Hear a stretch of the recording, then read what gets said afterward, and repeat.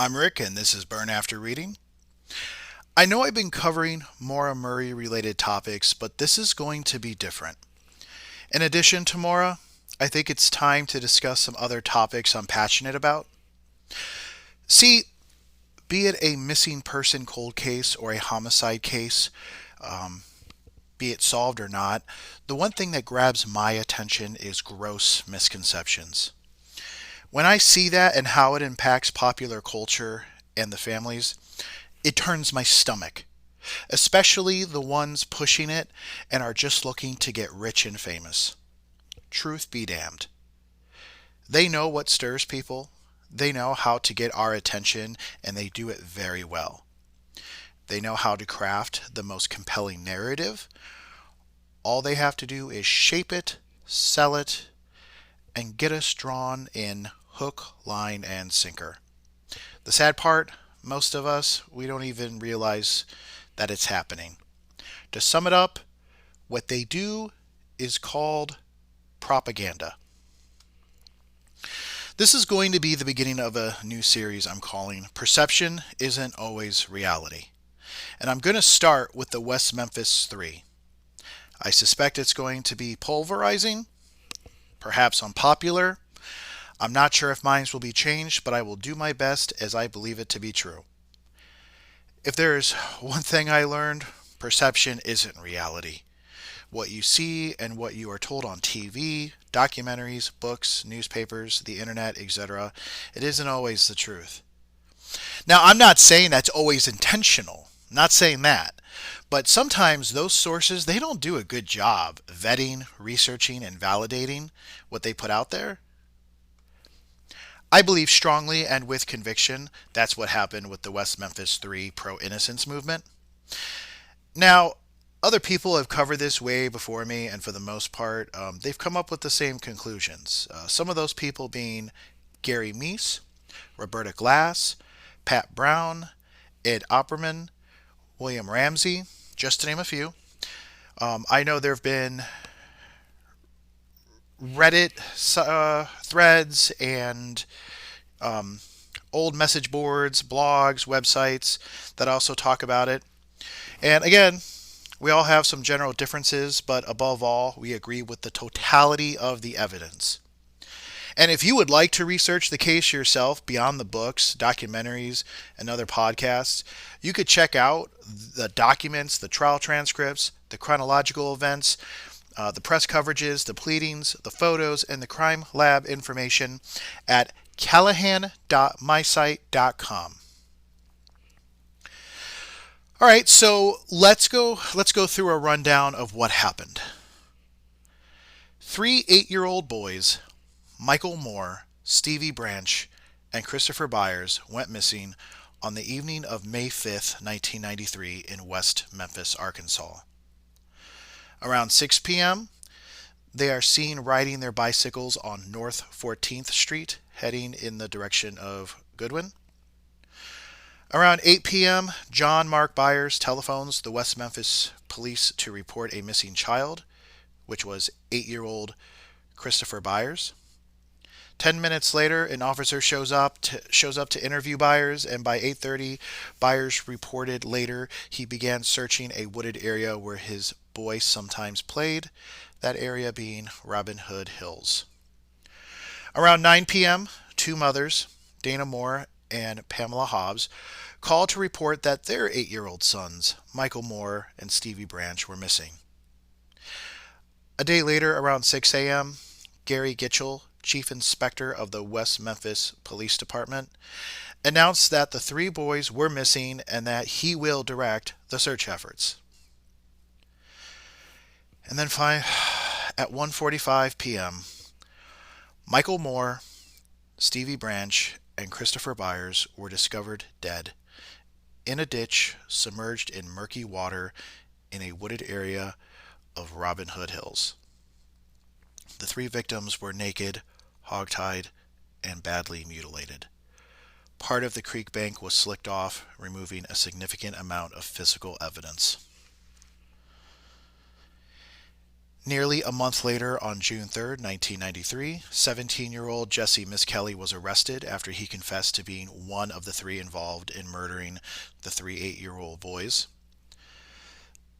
The other two involved were 18-year-old Damien Echols and 16-year-old Jason Baldwin. Jesse's multiple confessions would include details of torture and rape. Police and prosecutors also believe that the crime were occult related and led by Damien Echols, a teen always dressed in black and considered weird by most of the people in Marion and West Memphis. Damien and Jason would be arrested the same day and charged with capital murder along with Jesse. The three would soon be known as the infamous West Memphis Three.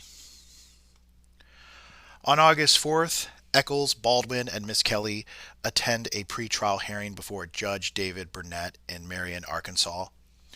It would be declared that Jesse Misskelley would be tried separately from Echols and Baldwin because his confessions could not be admitted against his co-defendants due to the rule set by the United States versus Burton case.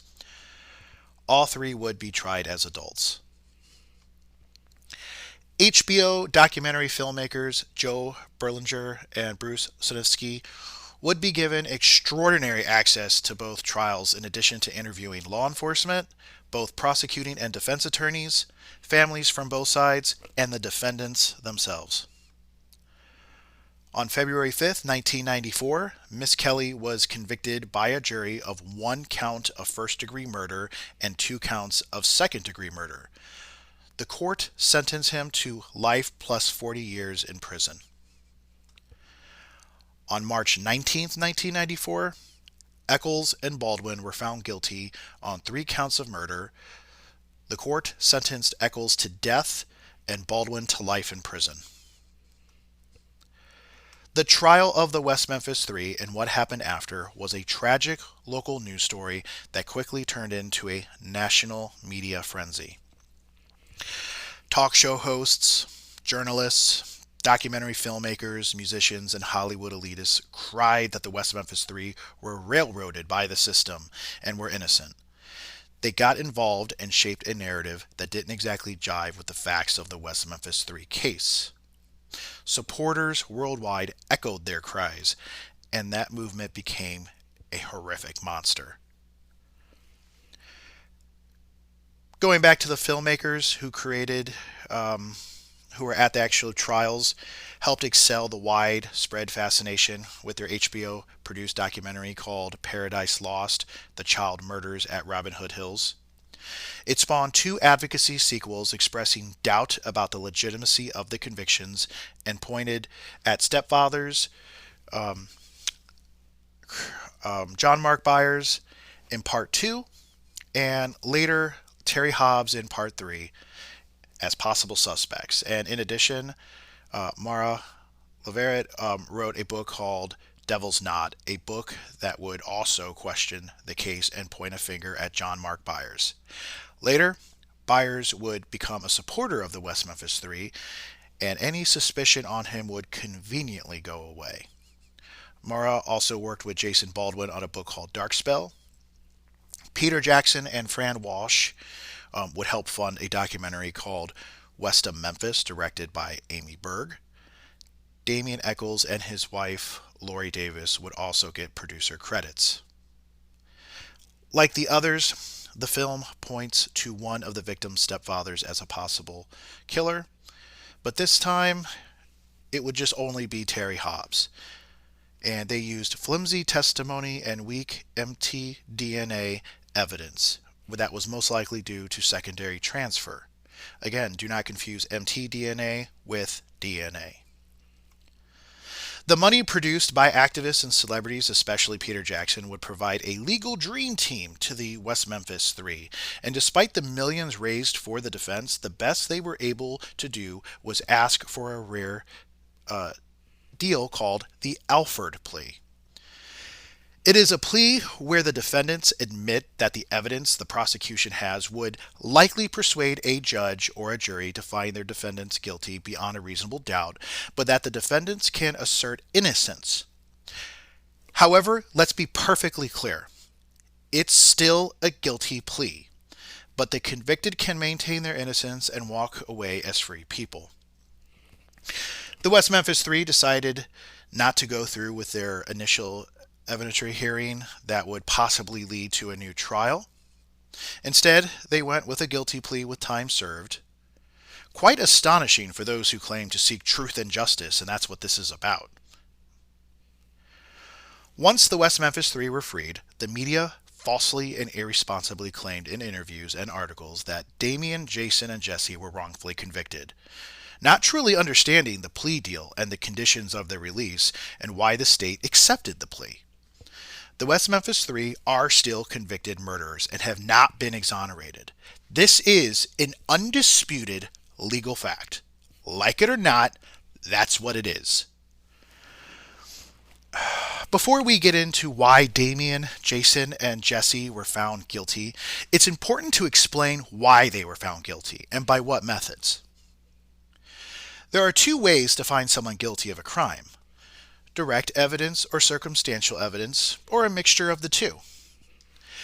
David Ellison, criminal defense lawyer and personal injury lawyer in Rhode Island and Massachusetts, put both of these in layman terms so that we can understand what it means without all the wordy, technical legal jargon.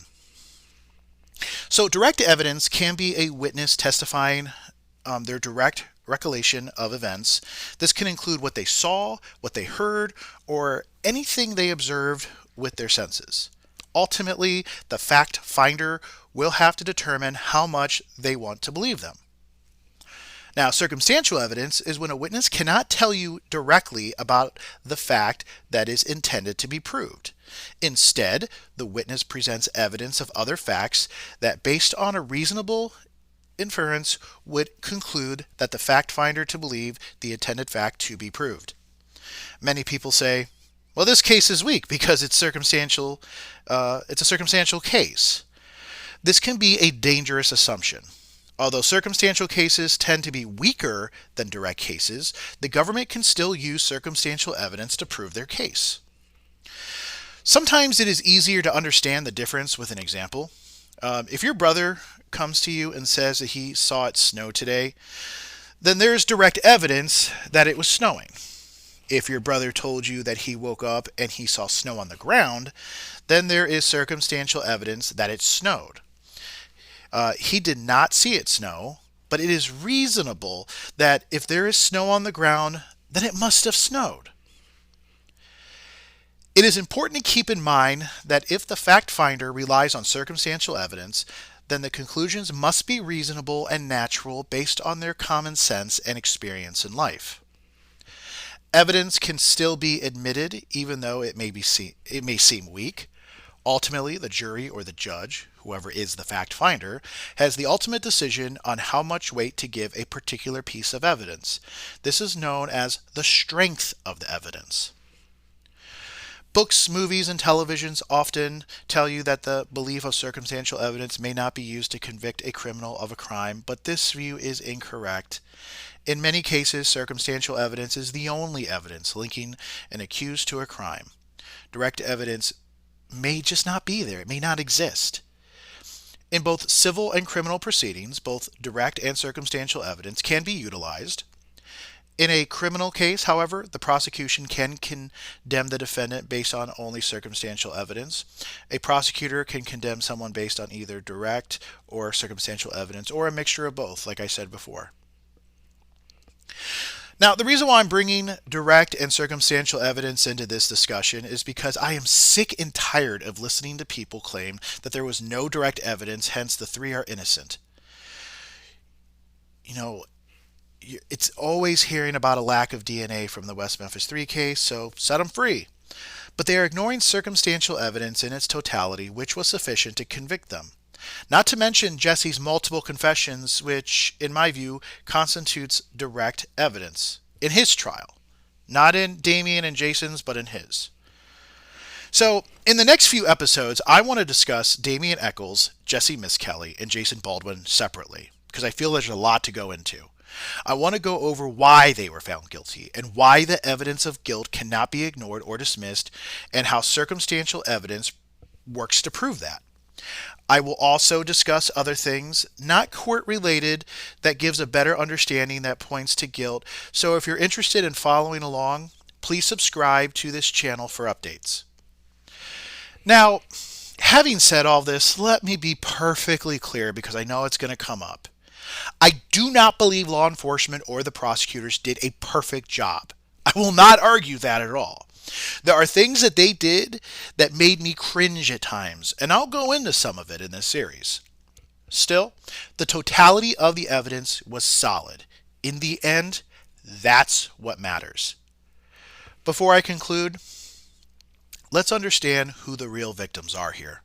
It's not Damien, Jason, or Jesse. Since the media blitz, those are the names we were told to feel sorry for. And I don't.